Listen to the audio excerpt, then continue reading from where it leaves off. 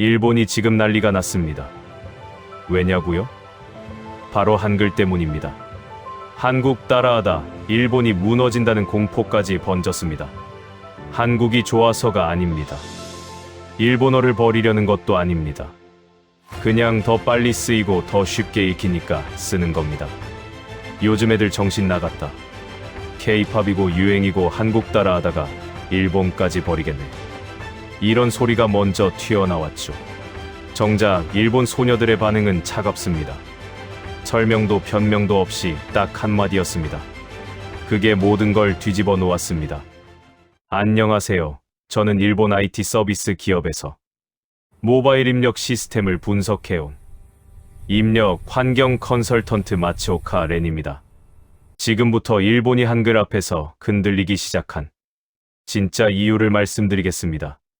처음 이 현상을 접했을 때 일본 내부 분위기는 거의 공포에 가까웠습니다. 아침 뉴스부터 저녁 토론 프로그램까지 한글이라는 단어가 빠지지 않고 등장했죠.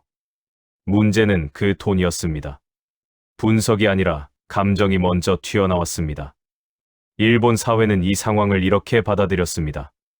요즘 젊은 세대가 한국 문화에 너무 노출됐고 그 끝이 결국 언어 포기 아니냐는 겁니다.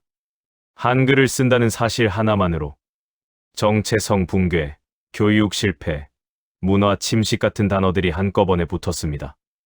회의실에서도 마찬가지였습니다. 일본어로도 충분히 빠르다. 굳이 남의 나라 문자를 쓸 이유가 없다. 이런 말들이 아무 검증 없이 정답처럼 오갔습니다. 이미 결론은 정해져 있었죠. 이건 분석 대상이 아니라 바로잡아야 할 문제라는 인식이었습니다. 특히 인상 깊었던 건 아무도 실제 사용자를 직접 만나보지 않았다는 점이었습니다. 기사, 댓글, 방송 발언은 넘쳐났지만 정작 한글을 쓰고 있다는 학생들의 목소리는 존재하지 않았습니다. 그래서 분위기는 점점 더 과열됐습니다. 누군가는 한국을 좋아해서 따라한다고 단정했고 누군가는 일본이 밀리고 있다는 증거라고 확대 해석했습니다. 사실 확인보다는 분노가 더 빨리 퍼졌습니다. 저 역시 처음에는 이게 일시적인 유행이라고 생각했습니다. 일본은 늘 이런 문화 논쟁을 반복해왔으니까요. 하지만 이상한 점이 하나 있었습니다. 논란의 크기에 비해 구체적인 근거가 거의 없었습니다. 누가, 어디서, 얼마나 쓰는지 정확히 말하는 사람은 없었죠. 그때부터 저는 느꼈습니다. 이건 단순한 세대 갈등이 아니라 숫자를 확인하지 않으면 안 되는 문제라는 거요. 그래서 다음 단계에서 저는 현장으로 직접 내려가 보기로 했습니다. 말이 아니라 실제 사용을 확인해야 했으니까요. 현장을 직접 보기 전까지 일본 사회가 이 문제를 바라보는 시선은 거의 한 방향으로 고정돼 있었습니다. 한글을 쓰는 일본 학생들은 설명할 필요도 없는 대상이었죠. 이미 결론이 내려져 있었기 때문입니다. 요즘 애들은 생각이 없다. 한국 문화에 너무 물들었다. 유행 따라가다 보면 언젠가는 일본어도 사라진다. 이 말들이 공통적으로 깔고 있는 전제는 단 하나였습니다. 한글 사용은 판단의 결과가 아니라 감정의 산물이라는 인식이었습니다. 특히 방송과 신문, 그리고 기업 내부 회의에서 이 프레임은 더 노골적이었습니다. 분석이라는 이름을 붙였지만 실제 내용은 거의 비난에 가까웠습니다. 젊은 세대를 이해하려는 시도보다는 통제해야 할 대상으로 바라보는 시선이 강했습니다. 회의실에서 나왔던 말 중 지금도 기억에 남는 문장이 있습니다. 어차피 잠깐 반짝하다 끝날 일이다. 입력 속도가 문제가 아니라 정신 자세의 문제다. 그 누구도 정말로 한글이 빠른지, 정말로 일본어 입력이 불리한지, 정말로 학생들이 불편함을 느끼는지 이런 질문은 하지 않았습니다. 대신 한글은 이렇게 정의됐습니다. 멋부림, 과시, 문화적 반화, 그리고 일본을 향한 무의식적인 거부. 이 프레임이 한번 만들어지자 모든 현상이 그 안에 끼워 맞춰지기 시작했습니다.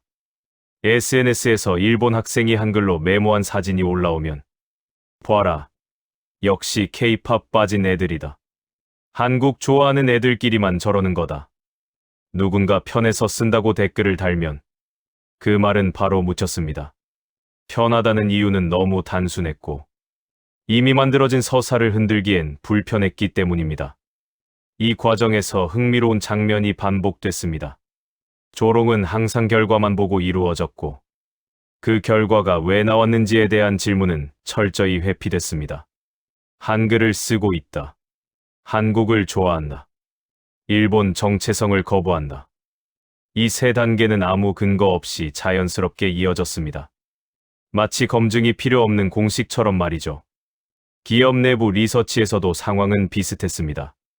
젊은 층의 입력 방식 변화 보고서 초안에는 문화적 요인이라는 단어가 반복적으로 등장했습니다. 하지만 구체적인 데이터는 거의 없었습니다. 입력 시간 비교 없음. 오타율 비교 없음. 학습 기간 비교 없음. 그저 요즘 트렌드, 감성적 선택, 일시적 현상. 이 세 단어로 모든 걸 덮어버렸습니다. 저 역시 그 회의실에 앉아 있었고 처음에는 큰 의문을 제기하지 않았습니다. 일본 사회가 늘 이런 방식으로 새로운 변화를 소화해왔기 때문입니다. 하지만 이상한 점은 점점 분명해졌습니다. 조롱의 강도에 비해 확인된 사실이 거의 없다는 점이었습니다. 보통 유행이라면 얼마나 빨리 퍼지는지, 얼마나 빨리 사라지는지, 대체 수단은 있는지, 이런 질문이 따라붙어야 합니다. 그런데 이번에는 달랐습니다. 아무도 대체 가능한가를 묻지 않았습니다. 그냥 하지 말아야 한다는 말만 반복됐습니다. 그 순간 저는 깨달았습니다. 이건 단순한 문화 논쟁이 아니라 아직 열어보지 않은 상자를 미리 욕부터 하고 있는 상황이라는 거요. 그래서 저는 방향을 바꾸기로 했습니다. 조롱을 분석하지 않기로 했습니다. 말이 아니라 실제로 쓰고 있는 사람들을 보러 가기로 했습니다. 그리고 바로 그 다음 단계에서 지금까지의 모든 가정이 너무 쉽게 무너지는 장면을 보게 됩니다. 처음 현장에 갔을 때 솔직히 저는 긴장했습니다. 분위기가 험악할 거라 예상했기 때문입니다. 한글을 쓴다는 건 일본 사회에서 이미 문제 행동처럼 규정돼 있었으니까요. 그런데 예상은 시작부터 빗나갔습니다. 도쿄 외곽의 한 학원. 쉬는 시간, 학생들이 휴대폰을 들여다보고 있었고 메모 앱과 채팅창이 동시에 열려 있었습니다. 제가 조심스럽게 물었습니다. 왜 한글을 쓰냐고, 불편하지 않냐고. 그 순간 돌아온 반응은 제가 지금까지 봐왔던 모든 토론과는 완전히 달랐습니다. 표정이 없었습니다. 설명하려는 의지도 없었습니다. 변명은 더더욱 없었습니다. 그냥 더 빨라요. 읽기 쉬워서요. 말은 여기서 끝이었습니다. 처음에는 농담처럼 들렸습니다. 혹은 질문이 귀찮아서 대충 넘기는 답변이라고 생각했습니다. 그래서 조금 더 구체적으로 물었습니다. 일본어로 써도 되지 않냐고, 굳이 바꿀 이유가 있냐고, 주변에서 뭐라고 안 하냐고. 그런데 돌아오는 답은 조금도 달라지지 않았습니다. 시간 아까워요. 오타가 덜 나요. 다시 읽을 때 헷갈리지 않아요. 이 학생들은 한국 문화 이야기를 하지 않았습니다. 아이돌도, 드라마도, 유행도 나오지 않았습니다. 오히려 그런 질문을 하면 왜 그런 걸 묻느냐는 표정을 지었습니다. 그 장면에서 저는 처음으로 위화감을 느꼈습니다. 지금까지 일본 사회가 만들어 온 서사와 이 현장의 온도가 너무 다르다는 점이었습니다. 조금 더 범위를 넓혔습니다. 편의점 아르바이트생, 카페 직원, 고등학생, 대학생. 장소는 달랐지만 반응은 거의 같았습니다. 누구도 좋아해서 쓴다. 한국이 멋있어서 쓴다. 이런 말을 하지 않았습니다.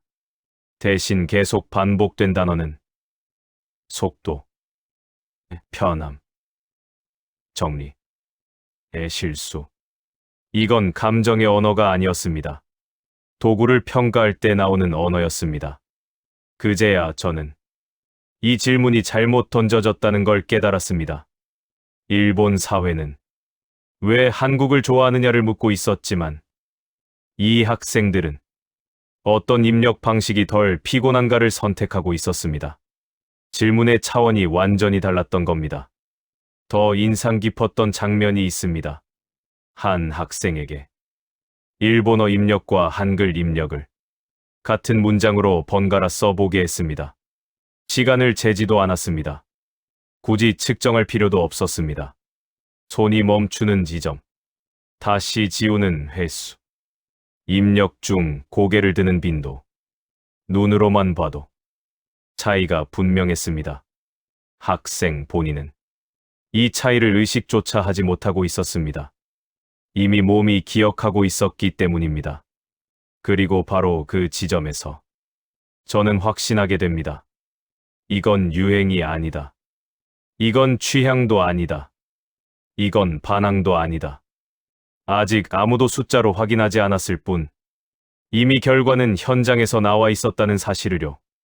그래서 다음 단계에서는 더 이상 느낌으로 말하지 않기로 했습니다. 감정도 세대론도 내려놓고 오로지 숫자만 보기로 했습니다. 그 선택이 일본 사회가 가장 불편해할 다음 장면으로 이어집니다. 현장에서 느낀 위화감만으로 일본 사회의 확신을 뒤집을 수는 없었습니다. 감정은 언제든 반박당할 수 있고 경험담은 특수 사례로 치부되기 쉽기 때문입니다. 그래서 저는 가장 일본다운 방식으로 접근하기로 했습니다. 느낌을 버리고 의견을 지우고 숫자만 보자는 선택이었습니다. 처음 목표는 단순했습니다. 정말 한글이 빠른지, 정말 일본어 입력이 불리한지 객관적으로 비교해보는 것. 그런데 자료를 모으는 단계부터 이상한 점이 드러나기 시작했습니다. 일본어 입력 관련 데이터는 많았지만 다른 문자 체계와의 직접 비교 자료는 거의 없었습니다. 있다 해도 학술 목적이 아니라 참고 수준의 부록에 가까웠죠. 그 자체가 이미 하나의 신호였습니다. 우리는 그동안 비교하지 않아도 된다고 믿고 있었다는 뜻이니까요. 그래서 직접 테스트를 설계했습니다. 같은 스마트폰, 같은 입력 환경, 같은 문장 길이, 조건을 최대한 동일하게 맞췄습니다. 일본어 입력, 한글 입력, 각각 여러 번 반복했습니다. 처음 결과를 보고 저는 솔직히 당황했습니다. 차이가 너무 컸기 때문입니다. 입력 완료까지 걸리는 시간, 중간에 멈칫하는 횟수, 지웠다 다시 쓰는 빈도, 모든 항목에서 한글 입력 쪽이 눈에 띄게 앞섰습니다. 처음엔 측정 방식이 잘못됐다고 생각했습니다. 그래서 데이터를 바로 폐기했습니다. 일본 사회에서 이 정도 차이가 나온다는 건 상식적으로 납득하기 어려웠기 때문입니다. 두 번째 테스트에서는 조건을 더 까다롭게 했습니다. 평소 한글을 쓰지 않는 사람, 일본어 입력에 익숙한 사람, 입력 속도가 빠른 사람, 일부러 불리한 조건을 겹겹이 쌓았습니다. 그런데 결과는 오히려 더 선명해졌습니다. 속도의 차이보다 더 충격적인 건 오타율이었습니다. 일본어 입력은 중간 단계가 많았습니다. 선택, 확정, 변환. 이 과정에서 사소한 실수가 반복적으로 발생했습니다. 반면 한글 입력은 입력과 확정이 거의 동시에 이루어졌습니다. 오타가 나도 되돌아가는 과정이 단순했습니다. 이 지점에서 회의실 분위기가 처음으로 바뀌기 시작했습니다. 이 수치가 맞느냐? 테스트 대상이 편향된 것 아니냐? 우연일 가능성은 없느냐? 의심이 쏟아졌습니다. 하지만 이건 부정이 아니라 이미 균열이 생겼다는 신호였습니다. 그래서 세 번째 단계로 넘어갔습니다. 이번엔 입력 속도가 아니라 학습 시간을 보기로 했습니다. 새로운 입력 방식을 익히는데 얼마나 걸리는지, 얼마나 빨리 안정화되는지, 결과는 더 불편했습니다. 한글 입력은 초기 학습 곡선이 가팔랐지만 짧은 시간 안에 안정됐습니다. 일본어 입력은 익숙해질 때까지 시간이 오래 걸렸고 숙련 이후에도 실수가 완전히 사라지지 않았습니다. 이 데이터를 보고 일부에서는 이렇게 말했습니다. 이건 입력 방식의 문제가 아니라 연습량의 차이다. 그래서 마지막으로 연습량을 동일하게 맞춘 재검증을 진행했습니다. 결과는 바뀌지 않았습니다. 숫자는 계속 같은 방향을 가리켰습니다. 그 순간 회의실 안에서 아주 미묘한 변화가 일어났습니다. 누군가는 더 이상 왜 한글을 쓰느냐를 묻지 않았고 대신 왜 이렇게 차이가 나는가를 묻기 시작했습니다. 관심이 결과에서 원인으로 이동한 겁니다. 이건 굉장히 중요한 전환점이었습니다. 비웃음은 사라지고 조롱은 멈췄으며 대신 불편한 침묵이 자리 잡았습니다. 그리고 모두가 느끼고 있었습니다. 이 문제는 유행으로 설명할 수 있는 단계가 이미 지나버렸다는 사실을요. 이제 남은 질문은 하나뿐이었습니다. 왜 이런 차이가 나는가? 그 질문에 답하는 순간 일본 사회가 가장 받아들이기 힘든 비장의 무기가 드디어 모습을 드러내게 됩니다. 숫자가 쌓이자 더 이상 기분 탓이다. 일시적인 현상이다. 라는 말은 나오지 않았습니다. 회의실 분위기는 완전히 달라졌습니다. 처음에는 비웃음이었고 그 다음은 의심이었으며 이제는 불편한 침묵이 자리 잡았습니다. 그리고 그 침묵을 깨는 질문이 마침내 나왔습니다. 왜 이런 차이가 나는가? 이 질문은 일본 사회가 그동안 가장 피하고 싶어 하던 질문이었습니다.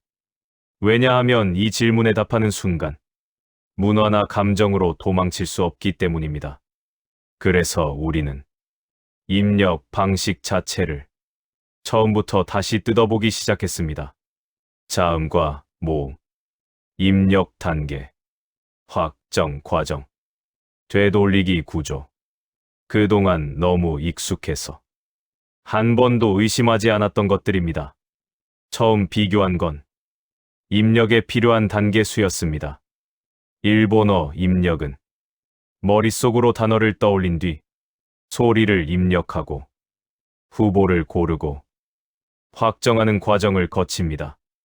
이 과정은 길게 보면 큰 문제가 없어 보이지만 짧은 메시지를 수십 번, 메모를 수백 번 반복할수록 피로가 누적됩니다. 반면 한글 입력은 소리를 쪼개 생각할 필요가 없습니다. 보이는 구조 그대로 자음과 모음을 이어붙이면 단어가 완성됩니다. 입력과 확정이 사실상 동시에 일어나는 구조였습니다. 이 차이는 속도보다 먼저 리듬에서 드러났습니다. 일본어 입력은 손이 멈추는 순간이 반복됐고 한글 입력은 손이 거의 멈추지 않았습니다. 여기서 한 사람이 이렇게 말했습니다. 이건 속도의 문제가 아니라 사고 방식의 문제다. 그 말이 정확했습니다. 한글은 소리를 문자로 바꾸는 과정이 아니라 생각을 바로 구조로 옮기는 방식에 가까웠습니다. 이 점을 확인하기 위해 우리는 입력 중 눈의 움직임까지 관찰했습니다. 일본어 입력 시 사람들은 자주 화면을 확인했습니다. 후보를 고르기 위해서였습니다. 하지만 한글 입력에서는 눈이 거의 움직이지 않았습니다. 이미 결과를 알고 있었기 때문입니다. 그 순간 회의실 공기가 더 무거워졌습니다. 이건 단순히 빠르다, 느리다의 문제가 아니었습니다. 틀린 방향으로 빠질 가능성 자체가 처음부터 다르다는 의미였기 때문입니다. 그래서 우리는 오타가 발생했을 때 복구 과정을 비교했습니다. 일본어 입력은 한 번 틀리면 되돌아가야 할 단계가 많았습니다. 반면 한글은 한 글자만 고치면 문장이 다시 살아났습니다. 이 차이는 짧은 메시지에서는 잘 드러나지 않지만 긴 문서, 회의 메모, 학습 노트, 업무 기록으로 갈수록 폭발적으로 커졌습니다. 여기서 중요한 깨달음이 나왔습니다. 일본 학생들이 한글을 쓰는 이유는 더 잘 보이기 위해서도 한국을 의식해서도 아니었습니다. 덜 피곤하기 때문이었습니다. 하루 종일 스마트폰과 노트북을 쓰는 세대에게 이 차이는 취향이 아니라 생존에 가까운 문제였습니다. 그제야 모든 장면이 연결되기 시작했습니다. 왜 설명이 없었는지, 왜 감정이 없었는지, 왜 변명조차 하지 않았는지. 그들에게 한글은 정체성의 선택이 아니라 도구의 선택이었기 때문입니다. 이 지점에서 회의실 안에서는 아무도 웃지 않았습니다. 누군가는 이건 교육 문제로도 이어질 수 있다고 했고, 누군가는 업무 생산성에 영향이 크다고 했습니다. 그리고 가장 무거운 말이 마지막에 나왔습니다. 이 구조는 일본이 따라가기 쉽지 않다. 그 말이 의미하는 바를 모두가 알고 있었습니다. 이건 단기간에 패치로 해결할 수 있는 문제가 아니었고, 유행이 사라지면 끝나는 문제도 아니었습니다. 한국이 만든 한글은 이미 하나의 완성된 시스템이었고, 그 시스템은 아무 말도 하지 않아도 현장에서 선택되고 있었습니다.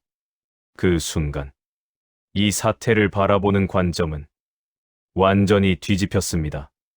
더 이상 왜 한글을 쓰느냐가 아니라 왜 우리는 이런 구조를 만들지 못했느냐로 질문이 이동했습니다. 그리고 이 질문이 일본 사회를 가장 아프게 찌르기 시작합니다. 왜냐하면 이제부터는 부정할 대상이 한국이 아니라 자기 자신이 되기 때문입니다. 구조가 드러난 뒤에도 일본 사회는 곧바로 인정하지 않았습니다. 정확히 말하면 인정하고 싶지 않았습니다. 그래서 다음으로 등장한 건 반박이 아니라 지연이었습니다. 회의는 길어졌고 결론은 미뤄졌으며 보고서는 여러 번 수정됐습니다. 표현이 바뀌기 시작한 것도 바로 이 시점이었습니다. 처음에는 문제 없음, 검토 필요, 추가 확인, 이런 말들이 반복됐습니다. 부정도 아니고 인정도 아닌 애매한 단어들이 문서를 채웠습니다. 하지만 숫자는 기다려주지 않았습니다. 현장 테스트는 계속됐고 대상은 점점 늘어났습니다. 학생, 직장인, 서비스직, 사무직. 연령과 직업이 바뀌어도 패턴은 거의 같았습니다. 입력 속도, 오타율, 피로도. 어느 하나 일본어 입력이 뚜렷하게 우위에 서는 항목은 끝내 나오지 않았습니다. 이쯤 되자 회의실 안에서 말의 주어가 바뀌기 시작했습니다. 요즘 애들이 문제다에서 입력 환경이 바뀌고 있다로, 유행이다에서 구조적 차이가 있다로, 아주 조심스럽게 그러나 분명하게 책임의 방향이 이동했습니다. 가장 먼저 변한 곳은 교육 쪽이었습니다. 처음엔 학생 지도의 문제라고 하던 사람들이 이제는 이렇게 말했습니다. 학생들이 왜 이 방식을 택했는지 설명은 가능하다. 이 말은 굉장히 큰 의미를 가집니다. 이전까지 일본 사회에서 한글 사용은 설명 대상조차 아니었기 때문입니다. 설명 가능하다는 말은 이미 이해 단계로 들어갔다는 뜻이었습니다. 그 다음으로 변한 건 IT 업계였습니다. 보고서에서 문화적 요인이라는 단어가 하나둘씩 사라졌습니다. 대신 입력 효율, 사용자 피로, 작업 리듬, 이런 단어들이 조용히 자리를 차지하기 시작했습니다.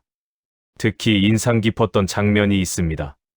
한 회의에서 한 중견 엔지니어가 이렇게 말했습니다. 이걸 좋아서 쓴다고 보면 아무것도 설명되지 않는다. 그 말이 나온 뒤 회의실은 잠시 조용해졌습니다. 누군가 반박하려다 입을 다물었고 누군가는 고개를 끄덕였습니다. 그날 이후 회의에서 한글 이야기가 나올 때 웃는 사람은 사라졌습니다. 조롱은 언제나 자신이 우위에 있다고 믿을 때만 나옵니다. 그 우위가 숫자로 흔들리자 사람들은 웃지 않았습니다. 대신 계산하기 시작했습니다. 이 차이가 업무 효율에 미치는 영향은 얼마인가? 교육 현장에 남기는 흔적은 무엇인가? 장기적으로 누적되면 어떤 격차로 이어지는가? 관심이 완전히 다른 방향으로 이동한 겁니다.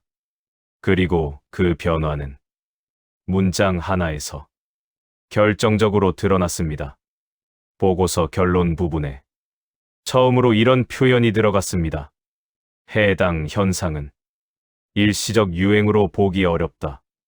이 문장은 사실상 항복 선언에 가까웠습니다.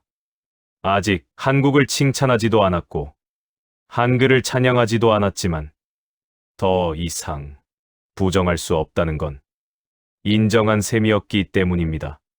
그 이후부터 말은 더 솔직해졌습니다. 대응이 필요하다. 대체 방안을 검토해야 한다. 장기적인 관점에서 분석해야 한다. 이 말들은 모두 같은 뜻이었습니다. 이미 선택은 현장에서 끝났고 이제 남은 건 뒤따라가는 일뿐이라는 뜻입니다. 그리고 가장 아이러니한 점은 이 모든 과정에서 한국은 아무 말도 하지 않았다는 사실입니다. 주장도 없었고 홍보도 없었으며 설득하려 들지도 않았습니다.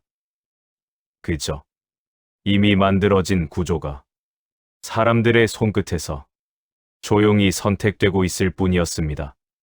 이 침묵이 오히려 일본 사회를 더 불안하게 만들었습니다. 왜냐하면 반박할 대상도 논쟁할 상대도 존재하지 않았기 때문입니다. 이제 남은 건 하나뿐이었습니다. 이 선택을 공식적으로 인정할 것인가? 아니면 끝까지 외면할 것인가? 그리고 그 선택의 순간은 생각보다 빠르게 다가오고 있었습니다. 이쯤 되면 보통 이런 장면을 기대합니다. 공식 입장 발표, 언론 인터뷰, 성과를 강조하는 메시지. 하지만 이번에는 그 어떤 것도 나오지 않았습니다. 일본 사회가 이렇게까지 흔들리는 동안 한국 쪽에서는 아무런 코멘트도 없었습니다. 설명하지 않았고, 해명하지 않았고, 주장하지도 않았습니다. 그 침묵이 오히려 일본 내부를 더 불안하게 만들었습니다. 왜냐하면 지금까지 일본이 익숙했던 상대는 항상 반응하는 상대였기 때문입니다. 반박하면 재반박이 오고, 비판하면 해명이 나오고, 조롱하면 감정적인 대응이 따라오는 그런 익숙한 구조 말입니다. 그런데 이번에는 아무것도 돌아오지 않았습니다. 회의실에서 이 점이 여러 번 언급됐습니다. 왜 아무 말도 안 하지? 이 정도면 반응이 있어야 하지 않나? 하지만 그 질문에는 아무도 답하지 못했습니다. 곰곰이 생각해보면 이 침묵은 계산된 전략도 의도적인 무시도 아니었습니다. 그럴 필요가 없었기 때문입니다. 이미 선택은 말이 아니라 사람들의 손끝에서 끝나고 있었으니까요.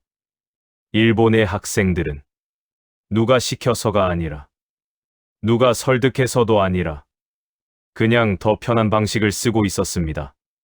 누가 뭐라고 하든 다시 일본어로 돌아가야 할 이유를 느끼지 못하고 있었습니다.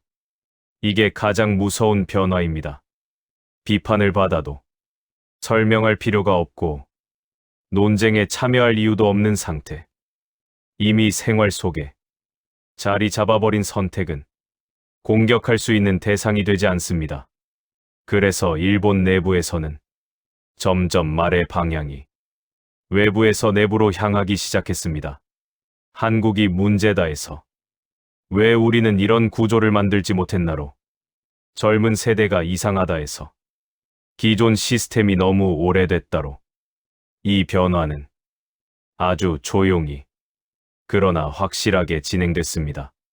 특히 인상적이었던 건 언론의 톤 변화였습니다.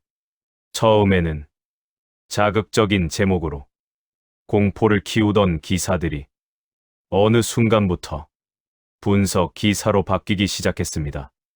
왜 이런 선택이 나왔는지, 어디서 차이가 발생했는지, 어떤 구조적 한계가 있었는지, 주어가 더 이상 한국이 아니었습니다.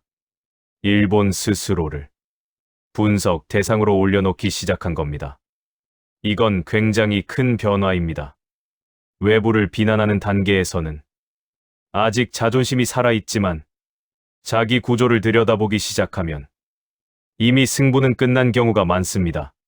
그 과정에서도 한국은 계속 조용했습니다. 성공 사례를 내세우지도 않았고 비교 자료를 들이밀지도 않았으며 우리가 더 낫다고 말하지도 않았습니다.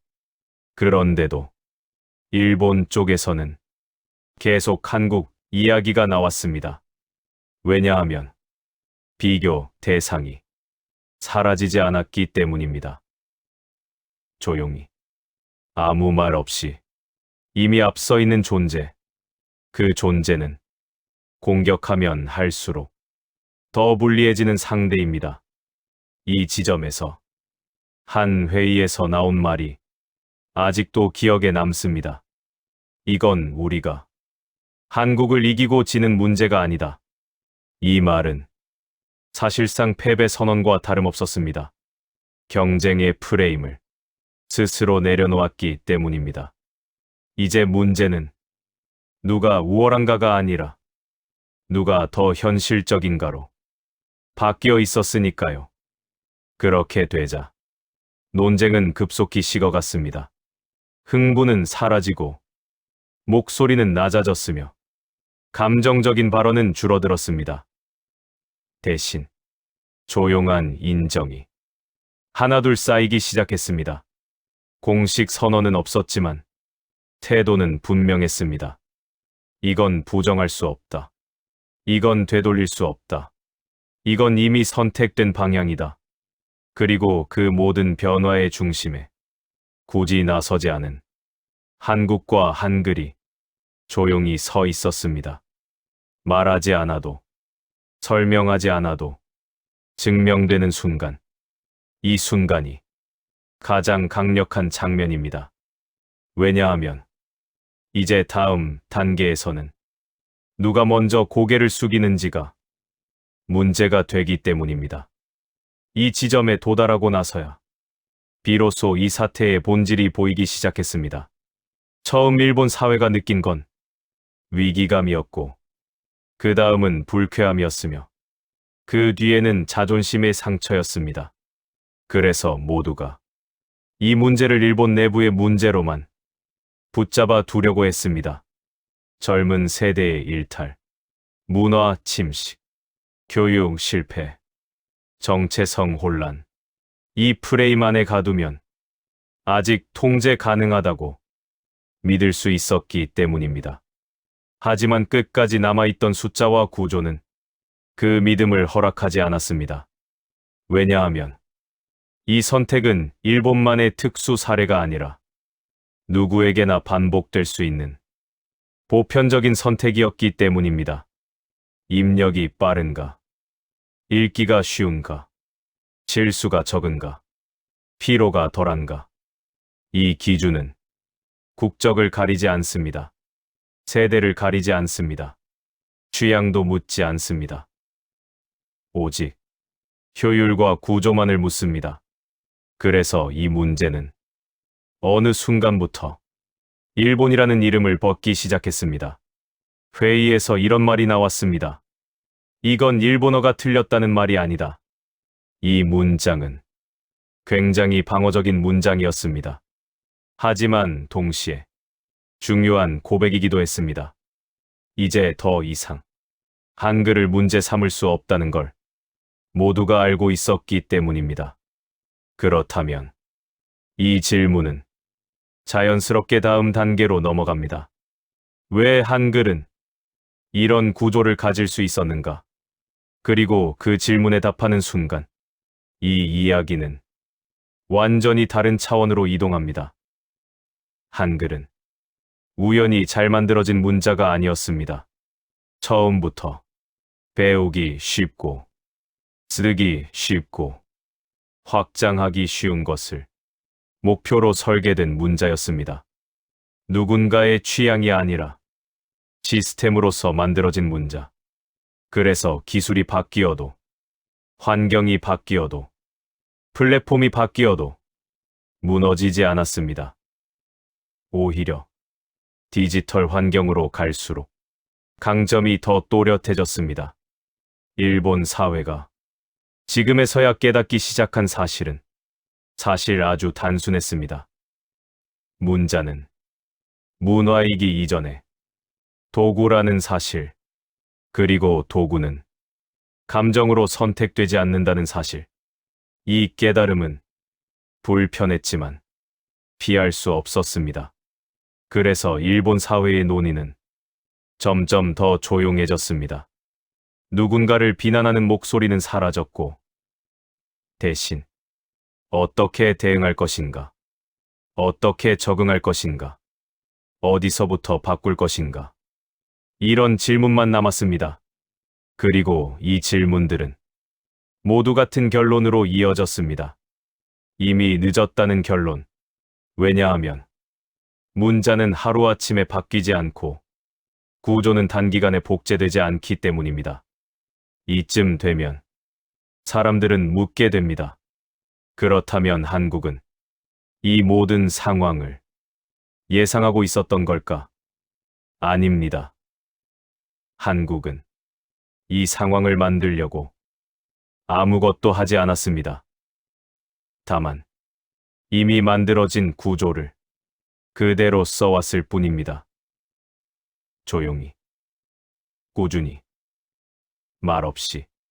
그 결과가 이제 와서 국경을 넘었을 뿐입니다. 이게 가장 인상적인 지점입니다. 이 이야기는 승리 선언도 아니고 누군가를 굴복시킨 이야기도 아닙니다. 한국은 누구를 이겼다고 말하지 않았습니다. 그런데도 상대가 먼저 고개를 숙이게 된 구조. 이 구조는 앞으로도 반복될 가능성이 큽니다. 기술, 플랫폼, 교육, 입력, 방식, 소통 구조. 이 모든 영역에서 같은 질문이 계속 등장할 겁니다. 더 빠른가? 더 명확한가? 더 오래 견디는가? 그리고 그 질문 앞에서 한국은 굳이 나서지 않아도 되는 위치에 서 있게 됩니다. 이게 한글이 가진 가장 큰 힘입니다. 크게 소리치지 않아도 증명되는 힘. 지금 일본에서 벌어진 일은 그저 시작에 불과합니다. 이건 일본이 흔들린 이야기가 아니라 기준이 바뀌기 시작한 이야기입니다. 그리고 그 기준의 중심에 아주 오래전 조용히 만들어진 한글이라는 구조가 그대로 서 있습니다.